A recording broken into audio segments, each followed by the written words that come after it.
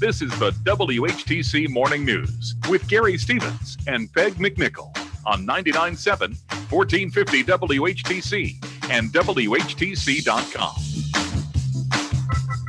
Welcome back to the WHTC Morning News for this Tuesday, May 4th. Tuesday mornings at this time, we have the opportunity to chat with one of the two men who represent the Lakeshore in the halls of Congress in terms of the U.S. House. He is Representative Fred Upton of St. Joseph. He joins us via the Zoom connection. Fred, good morning and welcome back to WHTC. We would be normally talking to you ahead of your appearance at the Tulip Time Festival. It's not going to happen this year, but still, welcome back. Well, it's so sad, and the tulips are up, right? I mean, this is a year that the freeze didn't really take them, but yeah, that's always a fun festival. So, as they say at Wrigley Field, next year. Yeah, well, we said that last year too, so hopefully it will happen. Some things we need to talk about.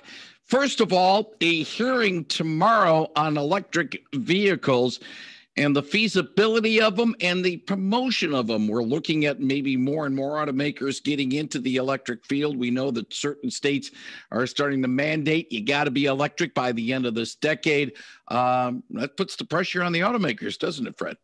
Well, it's a pretty tough task, let's face it. I mean, today the fleet nationwide is about 1.5–2% electric. There are a lot of advantages, obviously, to EVs, electric vehicles.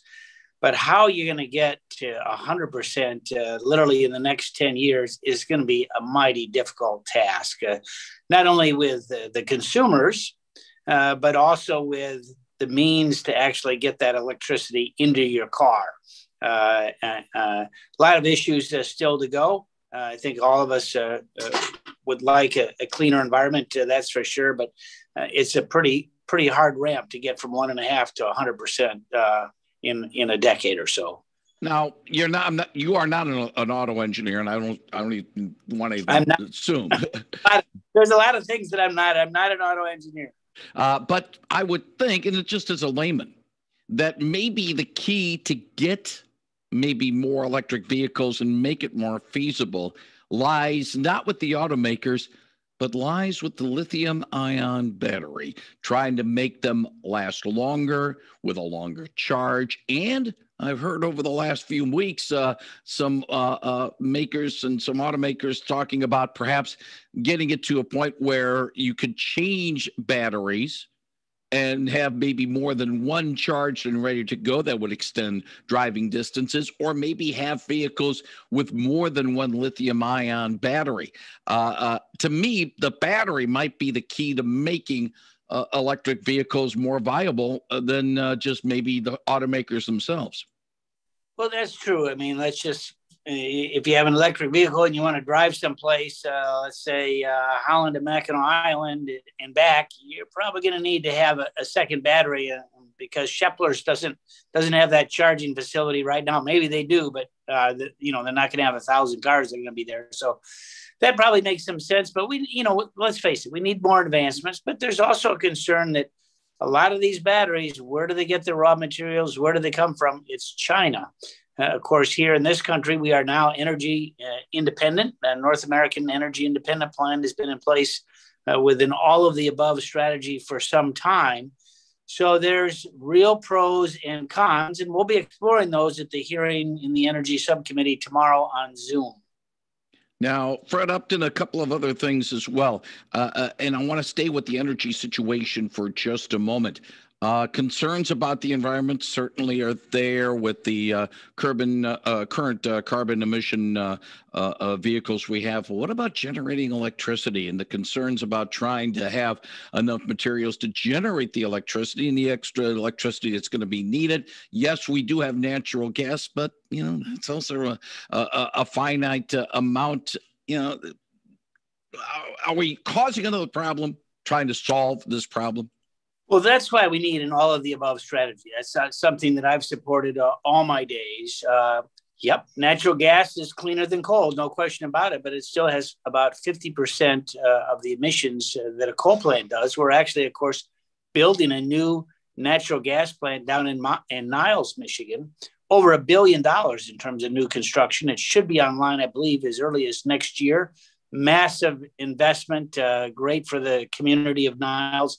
And of course, nuclear, no emissions at all. I've always been a strong nuclear energy supporter as well. But we're going to see the Palisades plant go offline permanently in the not too distant future. We've really there's a couple of construction projects nationwide, but they really, the fleet, the national fleet of nuclear energy facilities is going down. It's not going up. That has to be an important player if you're going to get to zero emissions. Yes, we're all for renewables, wind and solar. Michigan's been a leader in that for 20 years. We're going to have probably 35-40% of our energy consumed here in Michigan by the end of the decade in renewables, wind and solar. But at some point that peaks out. And of course, as we saw in Texas, the recent storms they had back in early March, what happens when the wind doesn't blow and the sun doesn't shine and it gets down to 0 degrees? All of a sudden you have to have that additional source. Otherwise, you're in real trouble. So that's why an all of the above strategy, we're phasing out coal. That's part of the equation. But new energy conservation measures combined with really natural gas efficiencies, nuclear, all those things are very important, and renewables very important as we look to the future. A couple more things if we have time to chat with you, Fred Upton, about this.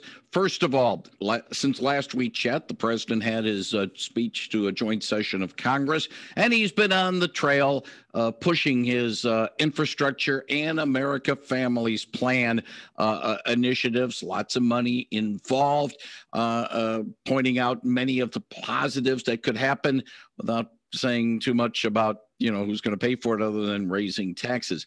What about the reaction in your district, Fred, to the president's proposals and whether or not there's viable alternatives? Can we see something sort of bipartisan? I know the problem solvers are pretty good about trying to find bipartisan solutions. Let's see if people can be able to get a solution that people will listen to. Well, the problem solvers have had a lot of communication in the last week, Republicans and Democrats.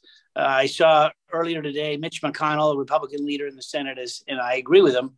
There's no way a new spending in the neighborhood of over $4 trillion is going to happen on a bipartisan vote. Just the votes aren't there. It's everything in the kitchen sink and then some. I think that if we narrow it down, talk about real infrastructure, roads, highways, ports, broadband, water supply, strengthening the electric grid to make sure that it's resilient against weather and cyber attacks. If you do that and you find some pay-fors, and there are some things that are already in the system, I think that would have a fairly strong bipartisan vote. But when you start adding trillions of dollars to that, upending the 2017 tax code, the things that were made permanent, you're not going to get any Republican votes in either the House or the Senate for something like that. So president's out, he's messaging across the country. Congress returns next week. We'll see where we go in the next couple of weeks in terms of trying to craft a bipartisan solution to, let's face it, some real infrastructure needs that we need to get accomplished and get them behind us. He is Congressman Fred Upton, joins us Tuesday mornings, talk about some of the things going on in Washington. Fred, thank you very much for your time and your thoughts. And if all goes well, let's do this again next Tuesday morning. Yeah, it's going to be my travel day back to D.C., so it may be difficult, but we'll figure it out. We'll see if we can get something worked out. Fred Upton, thank you very much on 99.7 and 1450 WHTC.